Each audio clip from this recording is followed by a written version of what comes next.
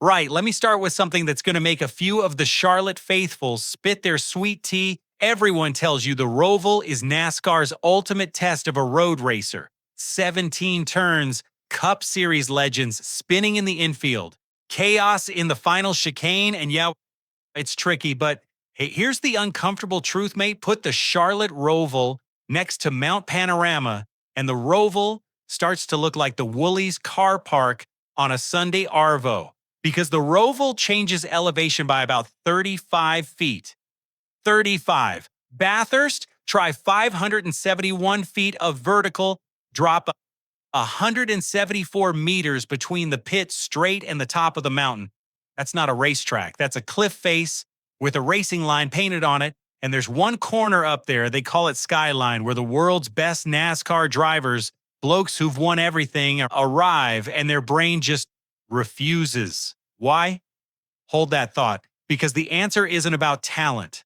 It's about something far more terrifying, and we'll get to it. First, let's give the Roval its due. I'm not here to bin it entirely. Charlotte built something genuinely clever in 2018. They took a super speedway, jammed a twisting infield section through the middle, and created this Frankenstein circuit. 2.28 miles, 17 turns where you're flat out banging into the banking 1 second and hard on the anchors into a hairpin the next. Setup is a nightmare. Your car's a compromise everywhere. Get it wrong and you're in the tire barriers before you can say playoff elimination. It's a driver's puzzle, fair enough.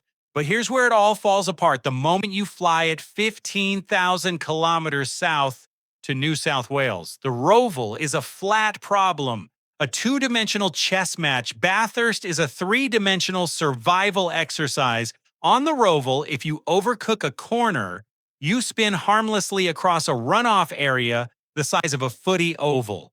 At Bathurst, there is no runoff. There's a concrete wall, sometimes centimeters from your door. And the track is barely wider than a suburban street when you're screaming across the top. So the real question isn't whether NASCAR's best are quick. They obviously are.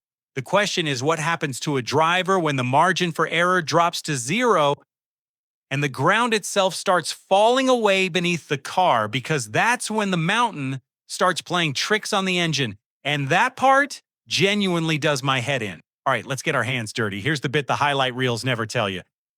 Because Bathurst climbs so high, so fast, the air at the top of Mount Panorama is genuinely thinner than at the bottom. And an engine, any engine, is basically an air pump. Less oxygen means less power. This isn't paddock folklore either. This year's Supercars ran an actual engine parity study specifically about altitude because teams were arguing that the Ford Mustangs were losing power up top compared to the Camaros.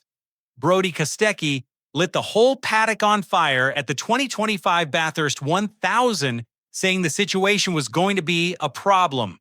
Drivers arguing over horsepower, they lose to thin air. That's how brutal this mountain is. It literally chokes the motor.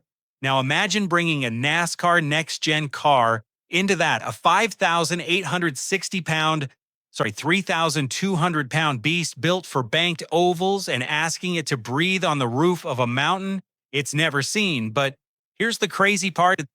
The engine's only half the battle. Let's talk shifting, because this is where the two worlds truly split. The NASCAR Next-Gen car runs a 5-speed X-Track sequential gearbox. Bang, bang, bang. Pull the lever, up you go, no clutch dance required once you're rolling.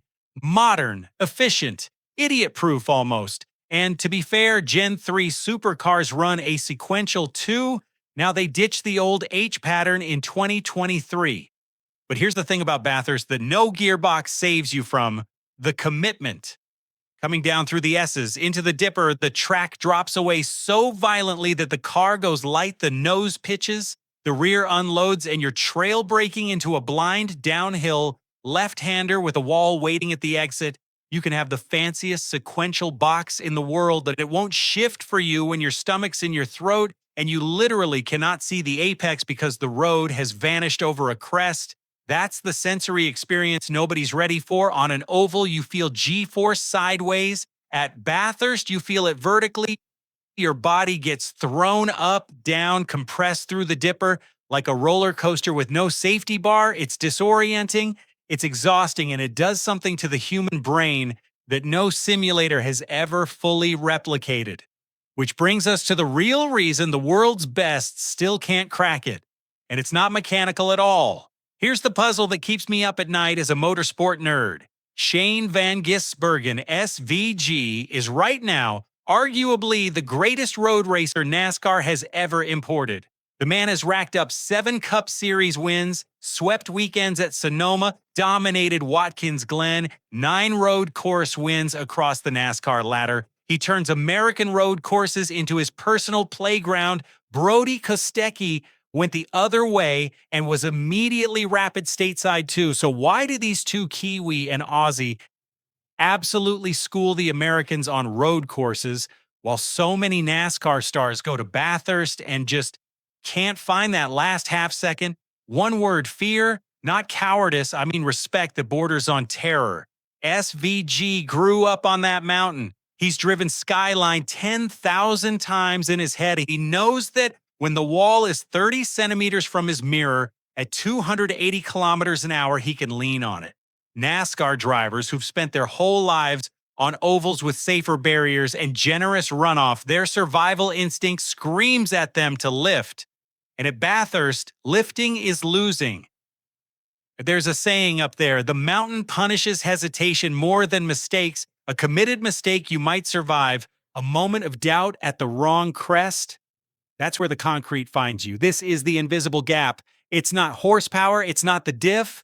It's the thousands of hours of learned trust that let a local chuck it into Forrest's elbow flat while a visitor is white-knuckling the wheel. And speaking of the diff, did you clock the mechanical detail I slipped in earlier about the drivetrain? Because if you did, you're exactly the type of person this channel was built for.